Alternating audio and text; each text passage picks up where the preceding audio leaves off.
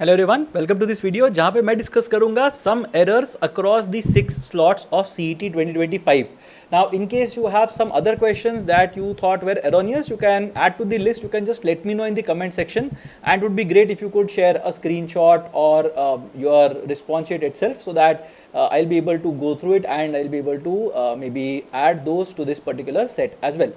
तो यहाँ पे स्टार्ट करते सबसे पहले कि क्या यहाँ पे क्वेश्चंस थे. तो the first question that we have here is again something that a lot of people are talking about from slot one. X is to y as z is to what. Now this is a very common question that exists. मतलब काफ़ी बार ये CET में आया भी है पहले, and even practice test वगैरह में I'm sure you would have seen this. But यहाँ पे what is happening here is it's not a rotation based question, it's a water image वाला question. That is something you have to understand. So y is basically the water image of x. तो z का water image क्या आएगा, that is the question that we have. And in this particular context अगर देखोगे तो option C और 310763 जो है that is indeed the correct answer. I don't think इसको अगर रेस करेंगे तो they are going to accept this, because this is clearly the water image. तो आई डोंट थिंक यहाँ पे कुछ ऑब्जेक्शन होना चाहिए ideally. The second question that we have here is in terms of which of the following option expresses the meaning of the given word. Emancipate is the word that we have. तो emancipate का actual जो meaning होता है that is basically to free from bondage. तो freedom is basically what we are talking about. अब यहाँ पे अगर सिमिलर ऑप्शंस देखेंगे तो rigorous is definitely not what I was talking about. Healthy not literally. Royal not really. Enslave तो अलग ही चीज हो गया. एनस्लेव मतलब you are trying to bond someone, and long rope is literally binding someone, right. सो वो नहीं होगा यहाँ पे. सो हेल्दी या रॉयल में से कुछ बोल सकते हैं, but technically if I have to talk about it then healthy might be a closer option than royal. This is something that I am on the edge, तो I will not really say that this is right और this is wrong entirely. But यहाँ पे 311299 जो enslave वाला option correct बोले वो तो definitely right नहीं है. तो this has to be something that needs to be objected to. But 297 298 दोनों भी मतलब इन अ वे अगर सोचो तो हो सकता है, but definitely 299 should not be the answer. अगर यहाँ पे एंटोनिम लिखा होता then definitely we would have said enslave, but otherwise enslave नहीं हो सकता है इसका आंसर. The next question that we are going to discuss is from slot 3. slot 2 में कुछ बहुत ज़्यादा controversial questions नहीं मिले, तो slot 3 का question देख लेते हैं. So यहाँ पे the question is if CRED CRED is related to PSQR, तो we are supposed to figure out JMKL कैसे related होगा. तो ये question मतलब उठाया गया है. I think it is from one of the CLAT papers I believe, या some practice set से उठाया हुआ है online, so you can just check it. The question should have been if CFED is related to PSQR. तो क्रेड नहीं होना चाहिए था, CFED होना चाहिए था. ये शायद ऑटो करेक्ट हो गया या मे बी OCR के through if they were trying to just copy questions from here and there, वो कॉपी ठीक से नहीं हुआ नहीं है. That's why the answer is the question itself is wrong. तो यहाँ पे इसको डिस्कस करने का पॉइंट नहीं है. Definitely this question is wrong. Maybe you can share the screenshot of the question and the solutions from some online portal that you might come across. को search करोगे बहुत इजीली मिल जाएगा.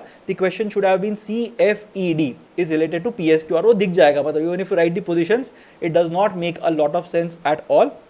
तो यहाँ पे it should have been CFED instead of PSQR. एंड यहाँ पे the thing that you are going to see is going to be I think +13. Then you are going to see +13 again, then you are going to see +12 and finally +14. ऐसे कुछ यहाँ पे दिखाई देगा. So you will be able to get the answer अगर ये CFED होता, but वो नहीं है. Let's look at this one. यहाँ पे भी if you look at it, A C capital E corresponds to B D F, तो F B J will correspond to what? यहाँ पे भी इन लोगों ने कॉपी करने के टाइम पे थोड़ा सा मिस्टेक कर दिया. F B J नहीं, it should have been F H J, in which case your answer would have been F+1, that is G, H+1 that is I. So G I K should have been the answer. तो answer तो बराबर से copy कर लिया है, but question ठीक से copy नहीं कर पाए. Very disappointing. Let's look at the next question.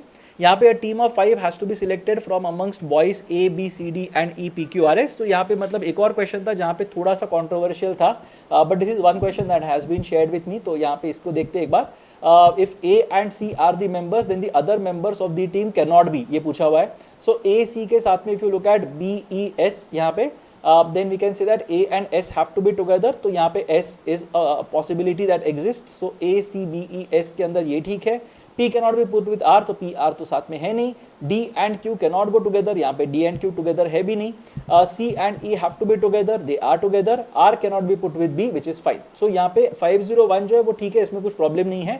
They can be the members of the team. D E S की बात अगर करेंगे, again the same thing, just that we have to ensure that D and Q are not together, C and E have to be together. तो ये वाला भी ठीक है. तो 502 is also okay, कुछ इशू नहीं होना चाहिए. ESP की बात अगर करते तो क्या होगा यहाँ पे, A and S have to be together, they are together, and P cannot be put with R, which is fine. P है but R नहीं है, perfectly fine. D and Q cannot go together, they are not together. C and E have to be together, तो यहाँ पे अगर देखेंगे तो C and E are together, वो भी ठीक है. R cannot go with B, that is also fine. So 503 is also right. तो 504, 505 बचे. देखते हैं अभी क्या होता है यहाँ पे. P Q E, अब A and S have to be together, but A है तो यहाँ पे S नहीं है. सिमिलरली 505 में भी S नहीं है, तो इन दोनों ऑप्शंस के अंदर S नहीं है, because of which both the options are not going to be possible, because A and S have to be together. अगर A है तो S को होना जरूरी है, and because both these options do not have S, both of them are fine. This is definitely something जिसको लेके objection raise करना चाहिए. ये वाला क्वेश्चन टाइप जो है यहाँ पे again I saw another question in slot 2 as well, जो मेरे को याद है, जहाँ पे these things did not make a lot of sense. यहाँ पे भी कुछ सेंस नहीं बन रहा है. In fact if you look at the options, the first option is plus and minus को इंटरचेंज कर दिया, एंड सेकंड ऑप्शन में माइनस एंड प्लस को इंटरचेंज कर दिया. अभी अगर प्लस और माइनस एंड प्लस को इंटरचेंज कर रहे हैं दोनों ऑप्शंस के अंदर, I just zoom it and show it to you as well, so that you know that this is only plus and it's not division और समथिंग. तो दोनों जगह पे plus and minus and plus ही है. So in this case, तो I don't know what exactly they were looking for. तो यहाँ पे definitely the question is incorrect, because दोनों options same ही हैं. तो अगर उनके हिसाब से if they are saying that 31261 is the correct answer, तो फिर तो मतलब definitely you should have the other one correct as well, right? 662 भी तो करेक्ट होना चाहिए. तो यहाँ पे अगर 2 करेक्ट है तो फिर 1 भी करेक्ट होना चाहिए ideally, but doesn't seem to be the case. तो ये डेफिनेटली चैलेंज वर्दी है. अब यहाँ पे a team of 5 is to be selected from amongst the 5 boys A B C D E, again the same thing that we have, again वही चीज़ है. A and C are the members, तो क्या होगा? Same question, so I'll not discuss it again. Again same question, I'll not discuss it again. The workers are hell bent at getting what is due to them. ठीक है. So अब यहाँ पे hell bent on and hell bent upon are both correct usage, जो मैंने पता किया है. And even if you look at Merriam-Webster, I think on and upon को slash करके लिखते हैं, तो both of them should be fine. तो ये भी मतलब challenge करना चाहिए. If you are challenging it and if they want a link to a source, then you can put the Merriam-Webster dictionary का resource. I think ये भी challenge वर्ती है for sure. Find the smallest number which must be subtracted from 306452 to make it a perfect square. अब यहाँ पे the answer that they have submitted 1748 seems to be the right answer. I think ये correct answer है, because एक चीज़ तो बहुत ही simple है. 52 minus 80 अगर मैं करता हूँ, so I will basically get my last 2 digits as something which will not be a perfect square. तो 2 से तो मेरा perfect square end हो ही नहीं सकता. So 1980 is definitely not my answer. 1396 को अगर निकालूंगा, 52 में से अगर मैंने 96 को निकाला, या फिर 452 में से 396 को निकाला, then what will happen is my number will end in a 56, which makes sense. तो ये I think answer 1396 is something that I am looking at. 1748 को अगर मैं माइनस करता हूँ 452 में से, I will basically get 52 minus 48. I am going to get 452 minus 748. So 452, 545. 52, 652 and 52 more, so 704 कुछ आएगा. Again you will get something that ends in a 04 and so on and so forth. But यहाँ पे if you look at the exact value 306452 minus अगर करोगे तो you will get your answer. तो 1558 definitely is not the answer. 1748 से अगर subtract करेंगे, let's see what the answer is. So I'll just do it so that we are clear about this one. So 306452 minus we are going to do 1748. तो ये अगर करते हैं you will get 304704. ठीक है, 304704 is what you are going to get. And if you just check is 304704 a perfect square, then you will get yes, 304704 is definitely a perfect square of 552. तो ये वाले केस के अंदर if you are looking at this one 1748 will give you a perfect square.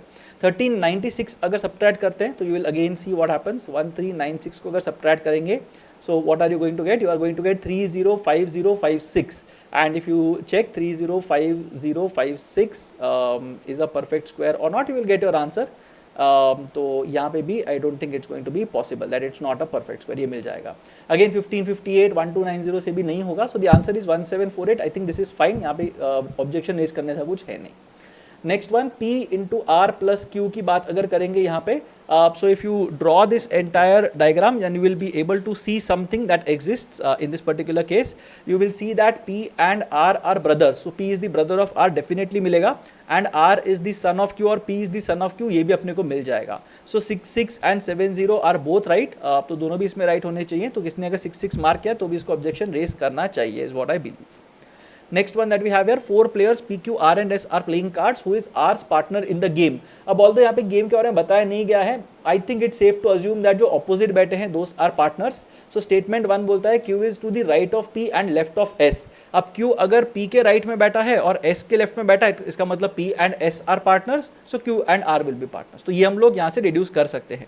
अगर S is opposite to P then Q will have to be opposite R, तो ये भी हम यहाँ पे डिड्यूस कर सकते हैं. So 1 and 2 are individually sufficient to determine the answer. 993 I think is right in this particular case. इसको मैं तो चैलेंज शायद नहीं करूंगा. नेक्स्ट वन यहाँ पे दिया हुआ है artificial language, MIGENLASAN means cupboard. यहाँ पे यू विल सी LASAN, तो ये भी एक कॉमन CET क्वेश्चन टाइप है. You can see that lesson in both the statements that we have here means board. ठीक है, सो बोर्ड तो यहाँ पे मैच कर रहा है. सो मिगेन का मतलब कप होना चाहिए, पोएन का मतलब वॉक होना चाहिए. That is basically what we are saying here. तो वॉक का मतलब अगर पोएन है तो POEN से शुरू होना चाहिए and it should end in way का जो कोड है वो. बट वे यहाँ पे दिया ही नहीं है. But in these cases you have to understand that way का कोड भले ही नहीं दिया है, it can not be repeated. That is the whole idea. तो यहाँ पे if you look at POEN से शुरू होने वाले वर्ड्स, पोएन मिगेन, बट मिगेन तो कप के लिए कप का कोड है, तो मुझे समझ में आ गया, तो ये तो नहीं हो सकता. सो पोएन FORC, अब FORC यहाँ पे बिल्कुल ही यूज नहीं किया है. So it could be the code for way. The question asks you which word could mean, तो ये ठीक है, technically it's not wrong. So 313914 should be the answer in this particular case. So candidate response ठीक है. The option here that they have chosen is wrong. Definitely you should object to this question. पक्का इसका answer 313914 ही होना चाहिए. There is no way 313915 could be the answer for this question. ठीक है, so definitely not right. अब यहाँ पे some swords are sharp, all swords are rusty, ये वाला पार्ट यहाँ पे दिया हुआ है. conclusion is or the conclusions are some rusty things are sharp and some rusty things are not sharp. तो यहाँ पे if I have to say this, यहाँ पे एक डायग्राम बनेगा जहाँ पे you can have one circle जो रस्टी भी है, स्वर्ड्स भी है और शार्प भी है. So some swords are sharp can also mean all swords are sharp, तो कोई इशू नहीं है. All swords are rusty can also mean all rusty are swords. तो एक डायग्राम तो बन ही सकता है जिसमें rusty equals swords equals sharp, तो ये डायग्राम बन ही सकता है. So I can not say with confidence that some rusty things are not sharp, ये तो मैं पक्का नहीं बता सकता.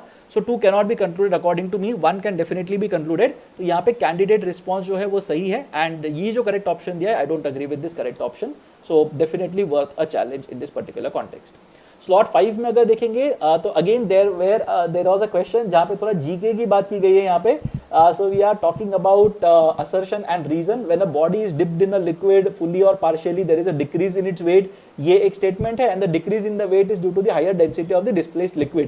अब ये थोड़ा सा controversial question हो सकता है, but I would not really deny their answer because physics की बात करें again last year also same thing happened कि physics की कुछ questions पूछे गए थे जो मतलब you are not expected to know physics के answers यार, but यहाँ पे पूछा हुआ है कि when a body is dipped in a liquid fully or partially there is a decrease in its weight. ये पक्का true है and of course when someone swims you will see that you are not feeling as heavy as you would have felt otherwise. तो ये वाला part पक्का ठीक है, कोई problem नहीं है. The decrease in weight is due to the higher density of the displaced liquid. अब यहाँ पे बॉयंसी जो होता है ना उसकी वजह से ज़्यादा डिस्प्लेसमेंट होता है. दैट इज बॉयंसी जो होता है उसकी वजह से वेट कम अपने को फील होता है. That is the true reasoning. But अगर डेंसिटी का लिक्विड का डेंसिटी अगर हायर होगा तो अपने को ज़्यादा बॉयंसी मिलेगा जिसकी वजह से अपने को कम वेट फील होगा. तो technically you can say that R could be a reason behind A. But यहाँ पे मेरा पॉइंट ये है that because of the higher density of the displaced liquid, but what if the density of the liquid is lower than the object का density, then the object will float on this particular liquid. तो यहाँ पे R need not be the answer always for A and that is because of which A and R both true but R need not be always the correct reason behind A. अगर higher density नहीं हुआ liquid का फिर क्या करेंगे? So that is basically what I have in mind. तो यहाँ पे I am pretty sure they are not going to accept your objection. But if you can object and if you can show source जहाँ पे you are saying that नहीं R is the correct explanation of A, you can go for it. मैं शायद इसको object नहीं करता considering CET का stubbornness, but not a very good question to have, right? So it was a stupid question to be very honest. अब यहाँ पे the statement is the X Airlines has temporarily suspended flights to a few destinations for the next 4 days. तो 4 दिन तक उन लोगों ने flight को सस्पेंड कर दिया है because of the strike given. तो पहले बोला है कि भाई स्ट्राइक है करके हम 4 दिन के लिए ये फ्लाइट्स बंद कर रहे हैं. assumption A says that the airlines may be able to restore all the flights after 4 days. तो 4 दिन तक मैंने यही सोच के स्ट्राइक या बोला है सस्पेंड किया है फ्लाइट्स को, कंसिडरिंग दैट 4 दिन के बाद शायद सिचुएशन ठीक हो तो उसके बाद का मैं मैनेज कर सकता हूँ. May be because of that मैंने बोला है भाई 4 दिन तक वेट करके देख लो, उसके बाद हम लोग फ्लाइट्स चालू कर सकते हैं. So may be able to restore, yes this is definitely something that I think should be possible. Second, the pilots association may withdraw the strike call within 4 days. ये भी मेरा assumption ठीक है. मैंने 4 दिन ही क्यों बोला, मैंने 2 दिन क्यों नहीं बोला? मेरा एक्सपेक्टेशन अगर था कि यार वो लोग 10 दिन तक स्ट्राइक करने वाले हैं तो मैं 4 दिन में कैसे कर सकता हूं? So my assumption should be that the pilots who have gone on strike, we will be able to negotiate the terms and we will be able to figure out कि भाई 4 दिन के अंदर ये flights मैं ठीक कर सकता हूँ. Because of which assumption B is also something that I would have assumed when I would have said 4 days के अंदर काम ठीक हो जाएगा करके. तो यहाँ पे मेरे हिसाब से तो बोथ होना चाहिए. So the candidate response here is right. 315031 के साथ तो मैं बिल्कुल अग्री नहीं करूंगा. ए मेरे लिए फिर भी सेकेंडरी है, बट यहाँ पे पायलट्स एसोसिएशन का स्ट्राइक है ना, तो पायलट्स एसोसिएशन स्ट्राइक विड्रॉ कर सकता है इन 4 days, वही मेरा एक्सपेक्टेशन है. इसके लिए तो मैं 4 दिन की मोहलत मांग रहा हूँ in a way. So I think B is definitely implicit in this particular context. मेरे हिसाब से तो ए एंड बी दोनों अजम्पशंस होने चाहिए. बाकी तो मतलब it depends on what CET cell thinks. This was a very interesting question. Scale is used to measure length. Odometer is used to measure what. अब यहाँ पे मुझे लगता है पेपर सेटर थोड़ा सा कंफ्यूज हो गया ओडोमीटर को लेके कि ओडोमीटर होता कहाँ पे है. So odometer is basically that panel on your dashboard that you see, जहाँ पे तुमको किलोमीटर्स दिखाई देते हैं. So odometer is used to measure distance. अब मैं अगर ये टेस्ट दे रहा होता तो मैं पक्का स्पीड मार्क करता, because then I would have been kind of a mind reader, right. यार मेरे को समझ में आ रहा है कि उसने ना वो स्पीड वाले डैशबोर्ड पे देखा होगा तो उसको लगा होगा यार स्पीड ही होता है ओडोमीटर तो मेजर करने वाला. But odometer measures distance, speedometer measures speed, but out of the given option speed makes the most sense. But मेरे हिसाब से चैलेंज करना चाहिए. All the options are wrong, so definitely this is worth a challenge. I am not a big fan of these kind of question. यार ये लेम में से कितने मीनिंगफुल वर्ड बना सकते हो, कितने वर्ड्स, मतलब क्या 1 letter वर्ड्स, 2 letter वर्ड्स. लेम को अपने को मतलब एक्सेप्ट करना चाहिए इन दैट लिस्ट के, नहीं करना चाहिए. We don't know what exactly is the paper setter trying to talk about. And if you look at all the Scrabble websites in the world you will see कि बहुत सारे words possible है. In fact there are 6 possible 4 letter words that can be used using lame. अब कुछ उसमें कोई dictionaries में use करते हैं, कुछ में नहीं करते. So lame itself is a 4 letter word. Meal बना सकते हो, मेल बना सकते हो. मेरे हिसाब से तो ए भी लिख सकते हो, एम भी लिख सकते हो, एल भी लिख सकते हो. तो मैं तो काफी सारे 5 से ज्यादा वर्ड्स में तुमको बता सकता हूँ. How many meaningful words can be formed with the letter of the word lame? What is this lame question, right? So it's a very stupid question. इसको तो पक्का ऑब्जेक्शन रेज करना चाहिए. एकदम लो एफर्ट फालतू सा क्वेश्चन है, इसको पक्का ऑब्जेक्शन रेज करना चाहिए. मतलब single letter words, 4 letter words, क्या विथ रिपीटिशन, विदाउट रिपीटिशन, क्या बोलना चाहते हो? Including lame, excluding lame, it's a very stupid question. पक्का इसको रेज करना चाहिए objection. Very very very stupid question. You can show the link to any Scrabble website जिसके ऊपर लिखे गए हैं कि भाई ये डिक्शनरी के हिसाब से ये वर्ड्स एक्सेप्टेबल हैं, या फिर इन वर्ड्स को डाल दो मेरियम वेबस्टर के अंदर, उसके लिंक्स निकाल के दे दो कि भाई ये देखो ये सब डिक्शनरी के अंदर वर्ड्स हैं जेन्युइन जो एग्जिस्ट करते हैं. Very stupid question if you ask me. Definitely worth an objection. A woman introduces a man as the son of the brother of her mother. How is the man related to the woman? ये question है यहाँ पे पूछा हुआ है. So यहाँ पे if you look at the diagram that you get, a woman introduces a man as the son of the brother of her mother. So woman की मदर, उसकी मदर हो गई, उसका ब्रदर, उसका अंकल हो गया, अंकल का बेटा, that is basically the man, right, son of the brother of her mother. So दोनों एक ही जनरेशन में आते हैं but they are not born to the same set of parents. तो क्या बने वो? कजिन्स बने. तो यहाँ पे कजिन होना चाहिए. 839 is the absolutely right answer. Candidate response ठीक है. करेक्ट ऑप्शन यहाँ पे 838. तो डेफिनेटली नेफ्यू नहीं होना चाहिए unless this people are into some game of throne shit, I don't know. But 838 तो डेफिनेटली मेरा आंसर नहीं है. 839 ही होना चाहिए मेरे हिसाब से भी. This is the book I was telling you about. What does about stand for? तो एक तो मतलब this is not the best way of writing this sentence. I was telling you about this book. That is basically the way in which you generally talk about these things.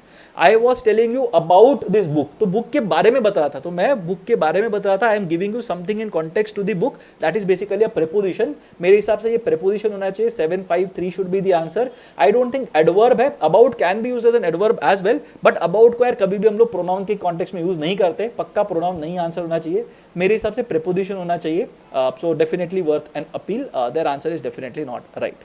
अब slot 6 के कुछ questions देख लेते हैं एक बार. and let's see what happens. So यहाँ पे p plus q means p is the brother of q and so on and so forth. So e plus f at the rate g star h ये दिया हुआ है अपने को, इससे अपने को पता चलता है that e and f are brothers. तो ये मुझे पता चलता है that f is the brother of e for sure. We also get that f is the father of g and g is the daughter of f. तो ये अपने को पूरा समझ में आ रहा है. तो 947 948 are both right. तो जो भी दोनों भी अगर मार्क किया तो उनको मार्क्स मिलने चाहिए फॉर दिस पर्टिकुलर क्वेश्चन, या फिर इसको स्क्रैप कर देना चाहिए completely, is my understanding. Find the number of triangles in the figure. मेरे हिसाब से आंसर 32 होना चाहिए. It's a very easy question अगर देखते हो तो. सो 1 2 3 4 5 6 7 8 ये तो कॉर्नर वाले 8 तो बन गए. यहाँ पे 9 10 दो मिलेंगे, 11 12 13 14 15 16 17 18 19 20. तो 20 छोटे ट्राइंगल्स तो अपने को ऑलरेडी मिल चुके हैं. उसके बाद अगर देखते हो, if you look at this large square that we have, यहाँ पे you will see this big triangle, right. So 21 22 23 24, तो ये बड़े बड़े मुझे 4 ट्राइंगल्स मिल गए, 24 वहां पे हो गया. अब ये स्क्वायर के अंदर अगर देखते हो तो 2 ट्राइंगल्स मिलके एक ट्राइंगल बनेगा. So 25 26 27 28 is what you are going to get. And अगर बड़े वाले स्क्वायर में if you look at these triangles, जो राइट एंगल ट्राइंगल्स तुमको दिखाई देंगे, वो अगर देखते हो तो वो भी तुमको 4 मिलेंगे, which will bring the total two 32. तो मेरे हिसाब से तो 32 होना चाहिए इसका answer. And I think they should accept this objection as well. So I think 631 61 55 should be the answer to this particular question. There are 2 children named P and Q. Ages of P and Q are in the ratio of 4:20 बोला हुआ है, and the sum of their ages is 10 years and 6 months. तो 126 months पकड़ के चल लो यहाँ पे. So 4:20 मतलब 1:5 हो जाता है. Sum of their ages is 126, but total of their ages is 6x. So x का वैल्यू आता है 21. इसका मतलब q का एज होना चाहिए 21 into 5, that is 105 months. अब 105 मंथ मतलब कितना हो गया, 8 years and 9 months ये होना चाहिए. अब यहाँ पे कोई भी ऑप्शन करेक्ट नहीं है. Answer should have been 8 and 3/4 years या 8 years 9 months ऐसे कुछ होना चाहिए था. और उन्होंने जो आंसर दिया है that is the most absurd option that we have here. 7 years तो हो ही नहीं सकता unless they are talking in terms of years on Jupiter और समथिंग, मुझे नहीं पता. बट हाँ, मतलब अगर अर्थ के कॉन्टेक्स्ट में देखोगे तो शायद ये आंसर नहीं होना चाहिए. Definitely worth an objection. They should accept this particular objection for sure. In how many ways can the number 3234 be written as a product of 2 numbers which are co-prime to each other? यहाँ पे the answer should be 8. I agree with this answer because अगर 3234 को factorize करते हो, you are going to get 2 into 3 into 7 square into 11. And the convention is that कितने prime factors यहाँ पे दिख रहे हैं base में, 2 3 7 11 4 factors दिख रहे हैं ना. So 2 raised to 4 minus 1, that is the shortcut, that is the formula. So 2 raised to 3 और 8 ways होने चाहिए जिसमें हम लोग लिख सकते हैं 2 numbers that are co-prime to each other. For those of you who are more curious, कैसे लिख सकते हैं, 2 into the entire set of factors, 3 into the entire set of remaining factors, 49 into the entire set of factors, 11 into the entire set of remaining factors. ये 4 तरीके हो गए. फिर एक तरीका है 6, 2 into 3 into the other 2 factors, 2 into 49 into the other 2 factors, 2 into 11 into the other 2 factors. तो ये दो के पेयर्स मेरे बन गए. And finally I will have one way to split it, which is 1 into all the factors that are there. तो ये सारे के सारे co-prime to each other होंगे. 1 will be the highest prime factor. तो मेरे हिसाब से यहाँ पे 8 is the right answer unless some of you have got something else. अब यहाँ पे ऑर्डर पेयर्स वगैरह नहीं बोला था, but given the options I think I would have also gone for 8 in this particular context. तो मेरे हिसाब से ये ठीक है, इसमें ऑब्जेक्शन नहीं करना चाहिए. Which of the following divides 3 raised to 45 46 47 40 49? I think the paper shutter forgot कि हमको कुछ कॉमन भी बाहर निकालना है. बहुत एक्साइटेड हो गया paper setter and they are like कि भाई 3 से तो डिविजिबल होगा, ये सबको ही पता है, मैं कुछ नया ढूंढ के निकालता हूं. तो the answer is going to be 3 raised to 45 multiplied by 121. I think that is the factorization इसका. सो 11 से डेफिनेटली जाएगा और 3 से भी जाएगा. So both of them are not wrong technically. 3 is also right. तो 3 ऑप्शन में शायद देना ही नहीं चाहिए था. विच ऑफ द फॉलोइंग पूछा है तो इसको कुछ अलग कर देना चाहिए था, but I don't think they are wise enough to do that. So पता नहीं यार, 3 भी डाल दे ऑप्शन के अंदर. तो definitely this is worth an objection. 3 पक्का is a factor, everybody knows it. 11 is also a factor, everybody should know that as well. ठीक है. अब यहाँ पे कुछ क्वेश्चन है जहाँ पे people are planning to raise an objection. Of course I have not seen these passages, तो मुझे एक्जैक्टली पता नहीं है कि क्या पैसेजेस हैं, but see if you are also keen on objecting to these questions. So एक तो ये है, which of the following as per the passage indicates a slow down in the Indian economy. तो इसको भी मतलब करना है तो कर सकते हो object. I am not sure of the passage, I am just sharing it for the benefit of all of you who are watching this. Similarly Air India के बारे में भी यही दिया है, which of the following has been shown as the main reason for the present situation of Air India in this passage. They are saying that 9-1 they do not have enough money to survive in the long run, though it is trying to find out. यहाँ पे दिया है it lost all its deposit, but maybe you can just explore this. थोड़ा सोच लो कि इसका answer क्या हो सकता है करके. अब यहाँ पे एक क्वेश्चन है, Mahatma Gandhi did not solve all the problems of the future, but he did solve problems of his own age. यार I don't really like this question. I think this question is again pretty stupid to be very honest. तो यहाँ पे Mahatma Gandhi did not solve all the problems of the future, but he did solve, मेरे हिसाब से parallelism अगर करना है तो did not solve all the problems of the future, but he did solve all the problems of his own age. ये होना चाहिए. या फिर all को हटा दो, Mahatma Gandhi did not solve the problems of the future, but he did solve problems of his own age. Makes sense. तो मेरे हिसाब से यहाँ पे दोनों भी जगह पे मैं पैरेललिज्म को एडजस्ट कर सकता हूँ. ऐसा जरूरी नहीं है कि मुझे सिर्फ ऑल दी प्रॉब्लम्स की जगह पे दी प्रॉब्लम्स देखेंगे तो बेटर होगा. I can also say that ये गलत है, all the problems of his own age कर सकते हैं. Now technically it might not be right. How can Mahatma Gandhi solve all the problems of his own age? वो तो नहीं कर सकते ना. It's very difficult to solve all the problems of your age. तो I agree with the sentiment that these people have, but question यार मजा नहीं आया क्वेश्चन देख के. I don't know, I am on the border line. Objection इसका raise करना चाहिए कि नहीं करना चाहिए. There is definitely an error in terms of parallelism, but मेरे हिसाब से थोड़ा और बेटर क्वेश्चन पिक कर दे तो बेटर होता. This is too simplistic question है, मतलब I don't know if we should be nit picking about this particular question. तो ठीक है, I agree with their answer. I would not have objected, but if you feel like तो कर लेना. पैसा वापस मिलेगा कि नहीं बोल नहीं सकते. ठीक है, now we will come to the last question of slot 6. तो एक जंबल्ड पैराग्राफ है जिसको लेके लोगों ने ऑब्जेक्शन रेज करने की कोशिश की हुई है. And to be very honest, I agree with the sentiment. In fact, if you look at the source from where this has been picked, तो एक बार देख लेना. You can just type the thing that you have on Google. तो एक बार Google पे इसको देख लो कि क्या चल रहा है करके, and see the source from where they have lifted this particular thing, and you will be able to see that बहुत ही मतलब बहुत ही पूरा पैसेज जो है उसको पूरा तहस महस कर दिया है, पूरा मतलब उसे वाट लगा दिया पैसेज की. Right, it's that bad. So the correct order should be, we have educated ourselves into the world from which wonder has been banished. तो 3 होना चाहिए. I am not saying about the entire order, मैं बोल रहा हूँ 3 होना चाहिए. 3 के बाद 4 आना चाहिए. Of course wonder is costly is a sentence. उसके बाद के सेंटेंस को तोड़ मरोड़ के इन लोगों ने बिकॉज के साथ ज्वाइन करके 4 बनाया हुआ है स्टेटमेंट. बट 3 के बाद 4 आना चाहिए एंड 4 के बाद 2 आना चाहिए. That is the way in which the original author had written it. Goodreads के ऊपर एक कोट है, मिल जाएगा, देख लो एक बार. I think the author's name is Robertson. तो एक बार जस्ट चेक कर लेना. I am sure you will be able to get this quote. But 3, 4, 2 जो है वो साथ में आने चाहिए. कोई भी ऑप्शन के अंदर 3, 4, 2 साथ में नहीं आ रहे हैं. सो मेरे हिसाब से तो ये गलत क्वेश्चन है, पूरा का पूरा ही गलत है. मतलब I don't know how they lifted it, where they lifted it from, yeah, who prompted them to lift this question, but it's a very sad question. So definitely worth an objection is what I would say for this question as well. If you have more questions that you think we should be discussing, so let me know in the comment section. You can drop us a mail at contact@point99.co.in as well. So do let me know in case कुछ है तो जो discuss करना है, and I'll try to make a video. I'll try to clarify those doubts as well. But इसमें मैंने जो भी बोले, जो objection worthy है उनको करना ही चाहिए object. And definitely they should pay you your money in case your objection is withheld. So you can think about objecting for these questions is what I would say. Right, so if you like the video, do let me know in the comment section. अगर कुछ और है तो again let me know in the comment section. And if you want to kind of let others know as well that these are the questions that are worth objecting to, then do share this video with them as well. And I'll see you again in the next video.